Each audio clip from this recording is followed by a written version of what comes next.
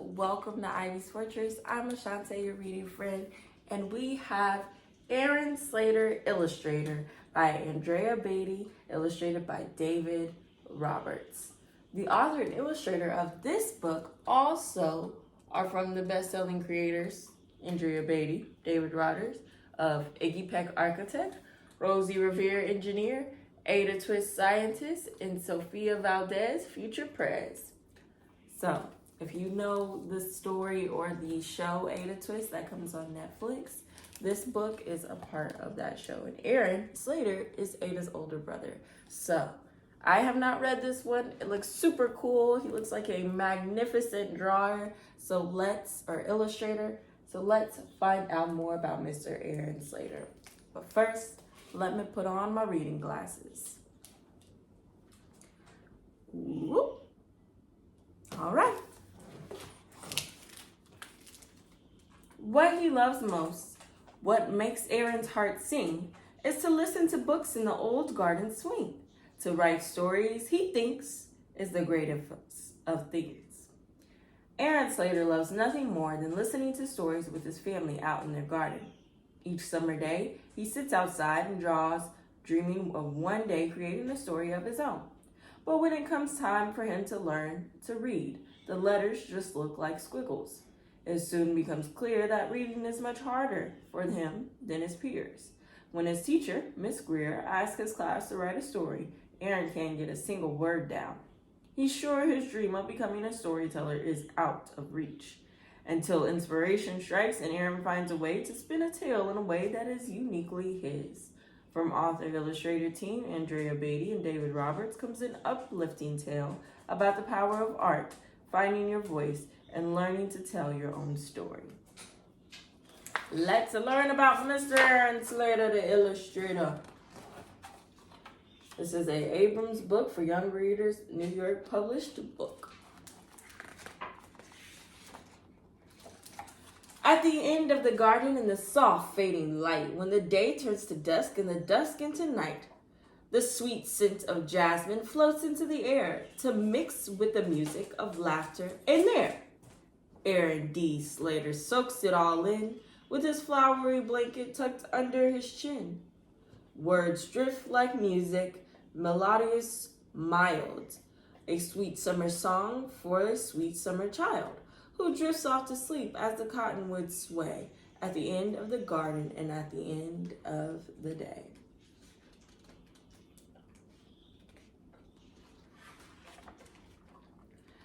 It's summer, then summer, and summer once more. And soon Aaron D. is a youngster of 4. The jasmine climbs higher, the roses have grown, and Aaron himself has a spot of his own for seedlings and saplings beside the slate wall, which he illustrates daily with a bucket of chalk. But what he loves most, what makes Aaron's heart sing, is to listen to books in the old garden swing. To write stories, he thinks, is the greatest of things.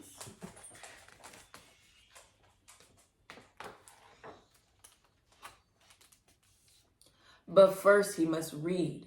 It's the best place to start. And young Aaron wants to with all of his heart. But the words are just squiggles, and try though he might, even with help Aaron can't get right. Why can't I do it? Why is it so hard? He goes back to drawing on slate in his yard. Let's see if we can read out what Mr. Aaron Slater wrote. But the words are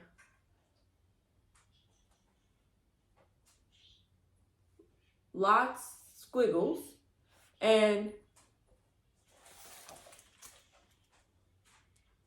you can't even read it upside down. Well, just pretend that you're reading it. The words are very hard and I have lots of squiggles and I'm writing with a pen in my mom's notebook. That's what I think it says. But it probably isn't. But at least we tried.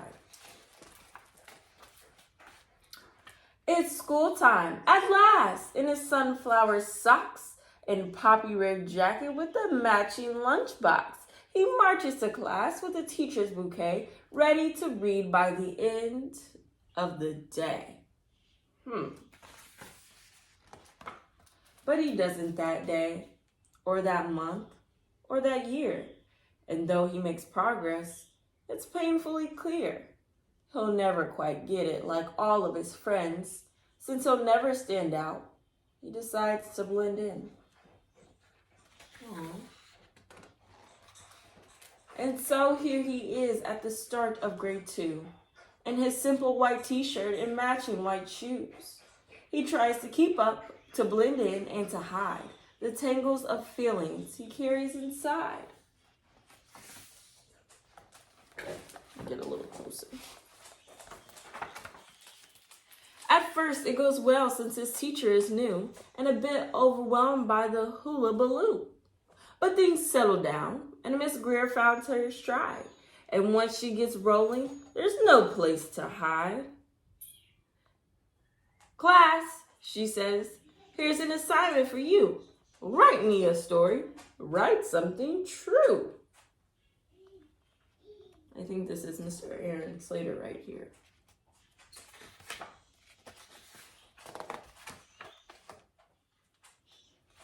And so Aaron does what young Aaron must do. He works on his story like the rest of grade 2. He writes through the evening. He writes through the night. He writes and he writes till the dawn's early light. Then he drags off to school with his shoes filled with lead and his stomach in knots and a pain in his head. And he waits for his turn with his heart filled with dread. Miss Greer calls his name, and Aaron D. stands and unfolds the sheet in his trembling hands. He knows well he tries, but it's so hard to start with 33 eyes peering into his heart. So he stares at his shoes and his sunflower socks. Then he closes his eyes, and then young Aaron talks. Once there was a flower. No, wait, I know. Once there was a magical flower which gave all who held it extraordinary power. And so begins the most perfect of tales of an imperfect hero whose courage fails when the day turns to dusk and the dusk into night and the moon rises high and the dragons take flight. And who learns after all in the wee morning hours strength comes from the heart and not magical flowers, that beauty and kindness and loving and art lend courage to all with a welcoming heart.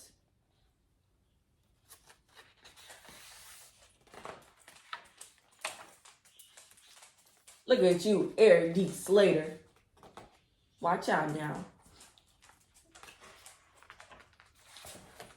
And when the quest ends and the sweet flower dies, the students all gasp and Miss Lila Greer cries. The silence that follows rattles his heart.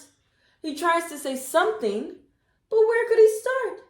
He turns in a paper with no words at all, then blinks back a tear and escapes to the hall, where Miss Lila finds him by the slate-colored wall.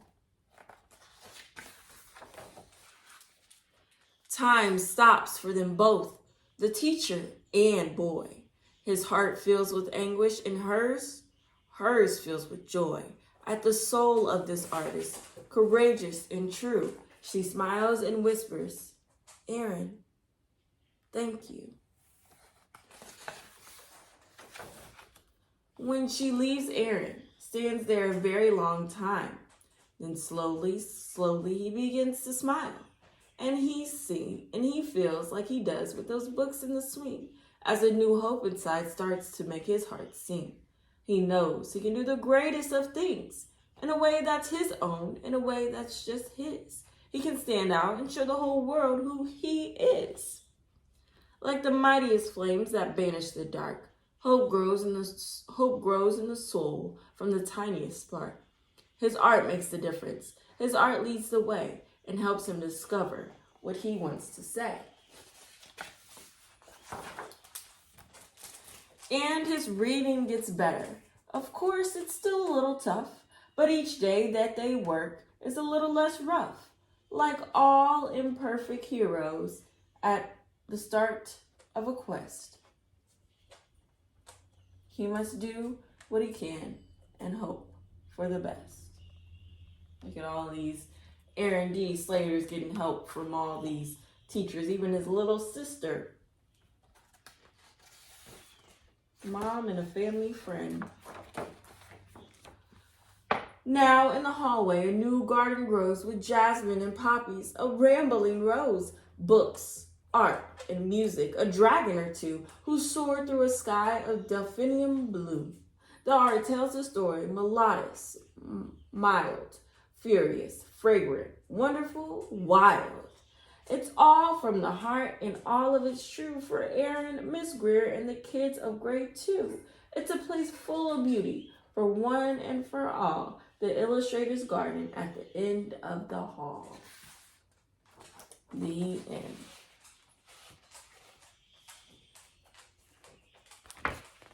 Wow. Okay, that was a beautiful story. It's super inspiring. I remember when we read Ada Twist, Scientist, that was a book that I really liked because it reminded us to be comfortable in who we are. And one of the reasons I chose to homeschool my daughter, even amongst my crazy schedule, being in my own version of school and being a hospital employee, with all of that going on, and then 2 dogs throw on top of that, homeschooling her felt like the best choice because I want children to get the education they deserve. And sometimes there's parts in education that maybe are beneficial for a particular child. And if all children don't enjoy all parts of education, then they're going to find that they don't want to be educated or they don't want to find themselves in schools. So I wanted to make sure I led my household with me and my daughter with a clear picture of our value in education, but in our own way.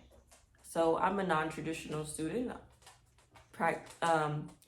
with all online courses, and my daughter's a non-traditional student because she is a homeschool child, and we focus a lot on arts and literacy.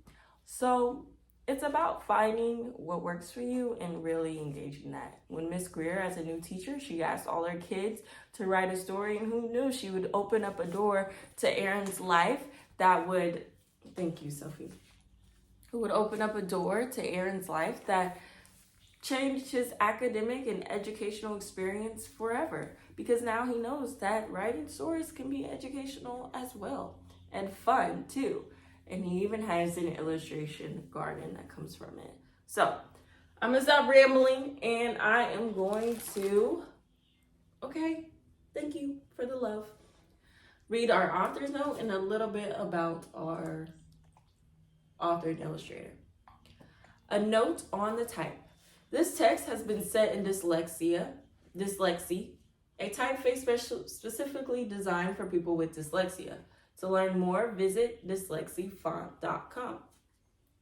Interesting, I like that. That was different. I noticed a little bit of a change in the font, but with children's books, there's so many different fonts out there.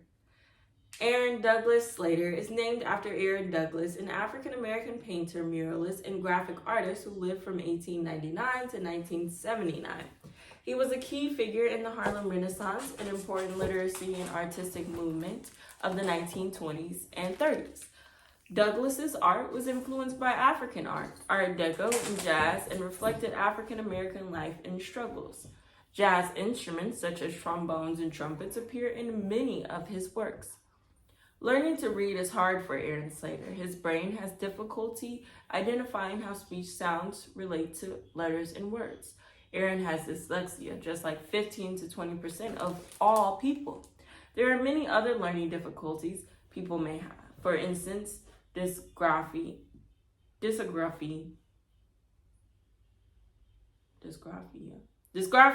is difficulty learning to write.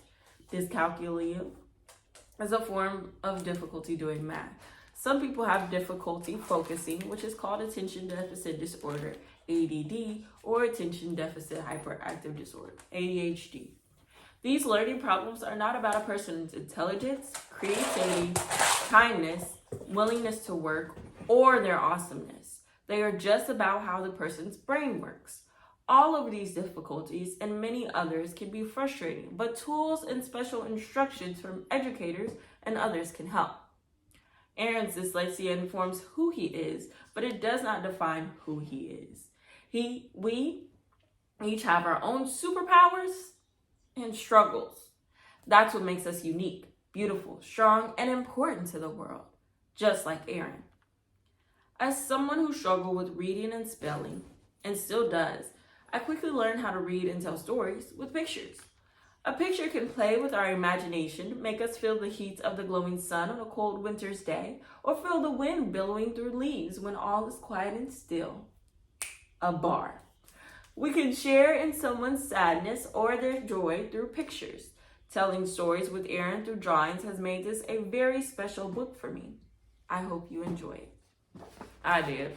So if I did, I can guarantee you guys almost did. Because I'm a great storyteller. Not to my own horror. Probably shouldn't do that. But I will say this book was very well written. And the font helped it look a little easier to read. So that was nice. Andrea Beaty is the best-selling author of the Questionnaire series, among many other books. She has a degree in biology and computer science and spent many years in the computer industry. She now writes children's books in her home outside Chicago. David Roberts has illustrated many books, including the Questionnaire series. He lives in London, where, when not drawing, he likes to make hats. I like that. All right. Well, friends, thank you for joining me for another Read Aloud. I hope this book can inspire you, especially you little artists out there, to continue to make your art and make yourself known through your artistic skills, okay? I hope that maybe I can see him someday, especially if you were inspired by this book here and my storytelling. But that's all I have, and I will catch you next time. Bye!